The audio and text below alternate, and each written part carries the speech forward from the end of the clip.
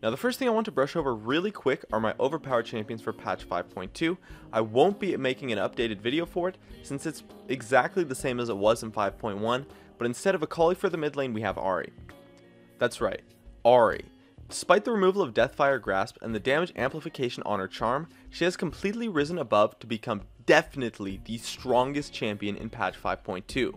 Her win rate spiked up by about 4 to 5% and sits around 55 to 56% right now, which is just absolutely huge and pretty much unheard of for a mid laner. There's actually a lot you can learn from the changes that was made to her as well, so let's break it down. Her Q now gives you a solid movement speed buff while her orb is traveling that decays.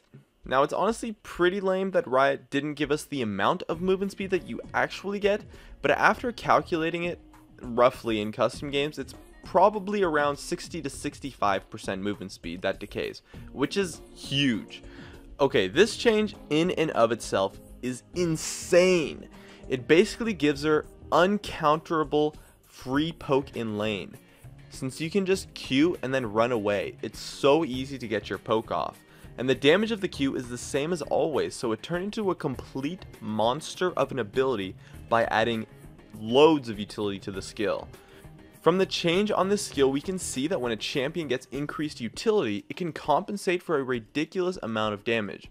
By making your Q extremely safe, you no longer have to hit any other abilities in lane to get off that insane poke since it's so free and you're not going to be taking damage back.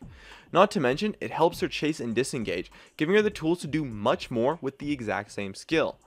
The fact that she can use the utility to kite and all that good stuff will almost always mean that you're going to stay alive long enough in a fight to land an extra ability, which is much better than simply just having a small bump up in damage.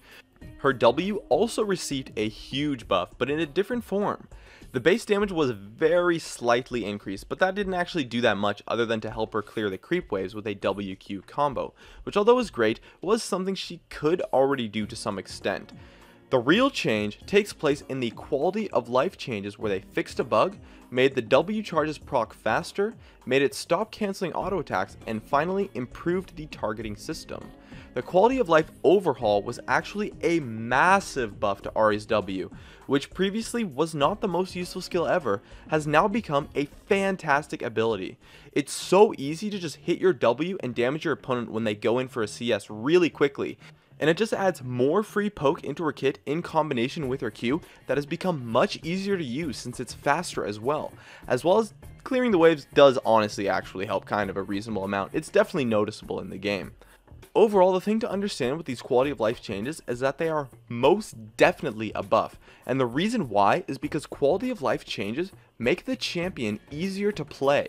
They improve the fluidity of mechanics and the value of the skill, and so it becomes much easier to use the spells more effectively, and for the purposes of solo queue, making a champion easier to play is a buff. As for her charm, the damage amplification was removed, while the base damage and AP ratio were buffed as compensation. This change is actually really interesting and points out something really cool in Ahri's champion design, which is the fact that her playstyle is really dynamic. The amplification removal as well as the DFG removal took away a potentially 44% damage amplification modifier, as well as the active single target nuke for 15% of the target's maximum health. In compensation, she received a small base damage and AP ratio buff, so we can roughly put the stat of her burst damage that she lost in this patch to be around 30 to 35%, meaning that her burst on this patch is 30 to 35% weaker than it was on the last patch with Deathfire Grasp, which I feel is a reasonable estimate. But the thing is that doesn't matter. It doesn't matter at all. Her playstyle changed from an assassin to being a kite-heavy, sustained DPS mage with amazing mobility to chase and escape. Ahri is practically an 80 carry in form of a mage in terms of playstyle now, and with the pick potential still being there in her charm and her fantastic kiting, she's just amazing. She can be played as a very safe, kite-oriented damage dealer, and with the addition of the range crowd control and insane mobility in her kit. And overall, this means that the 35% damage decrease she received was nothing compared to the utility that she gained due to her having a dynamic playstyle.